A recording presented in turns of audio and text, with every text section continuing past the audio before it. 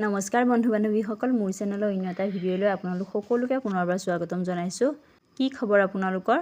আজি এতিয়া আছোঁ বৰ্তমান ল'ৰা স্কুলত।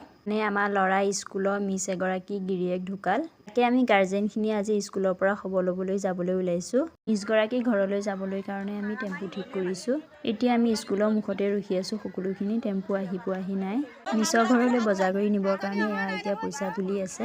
টেম্পু আহি পালেহি আৰু আমি এতিয়া টেম্পুত বহি লৈছোঁ যাবলৈ কাৰণে। এতিয়া আমি মিছৰ ঘৰলৈ আহি আছোঁ।